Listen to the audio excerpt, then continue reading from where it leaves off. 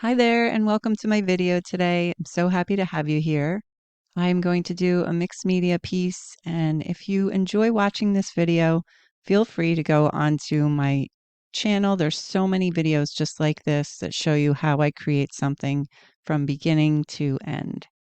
So today I'm just getting started with some paint. I had shown you a few of the colors, what I was using.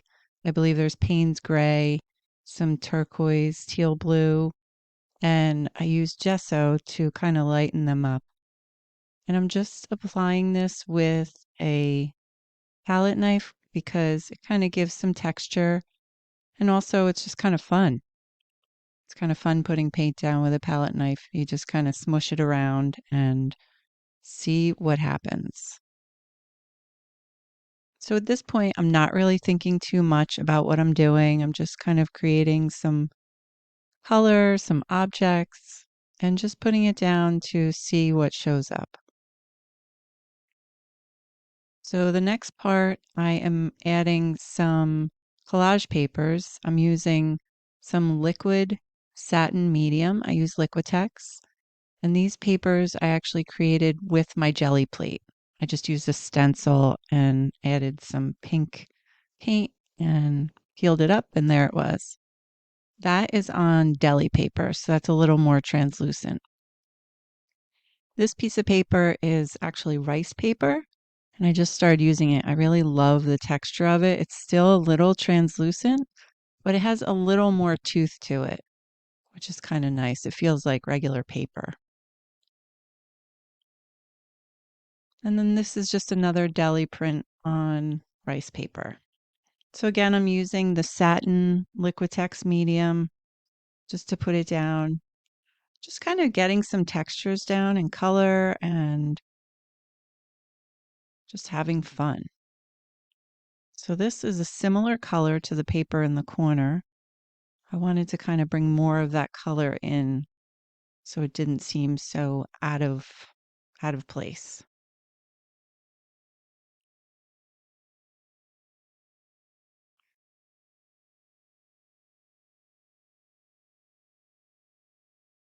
This next part, I'm just adding some stencil using that same color. I believe it is called raw sienna.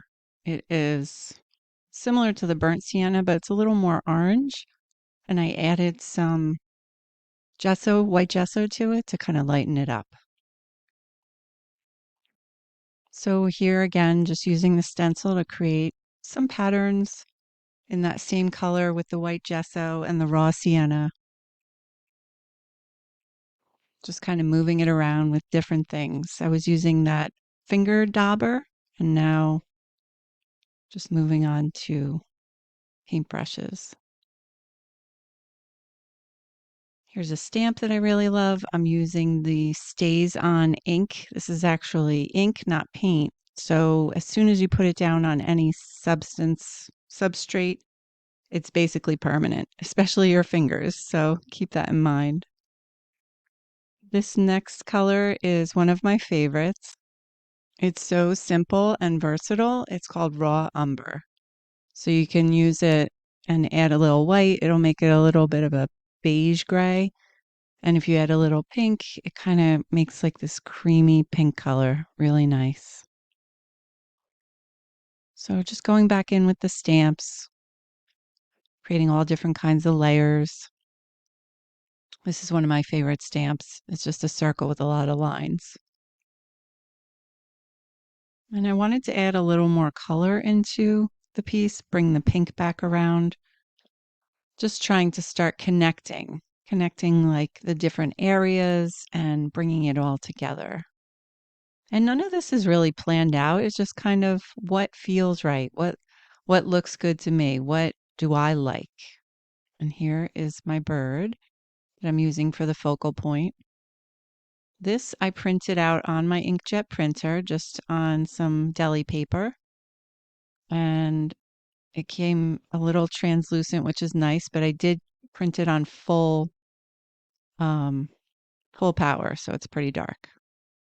So these are the Inktense Derwent pencils, and these are the most amazing things because they basically turn into watercolor when you get them wet, but they also become permanent. So you can kind of fudge with them a little bit when you get them wet, but they pretty much stay how it looks when they get wet. So you can also wet the pencil and kind of draw with it for a different effect. I like to add a little border to kind of make it a little weathered.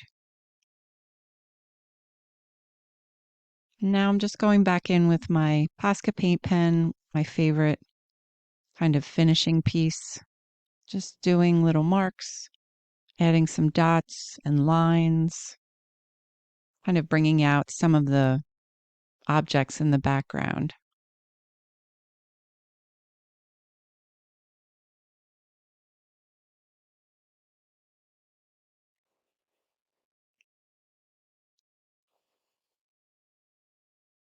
Nothing too complicated, just kind of seeing what calls to me. This is one of my favorite foam brushes. It's a round, basically a round circle stamp. So felt like those stamps were a little too obvious, so I was trying to blend them in. And then this is my sentiment, Linger. I was thinking about birds and how they kind of just watch and linger. Just kind of pushing those stamps a little in the background. Adding a little color to the circles.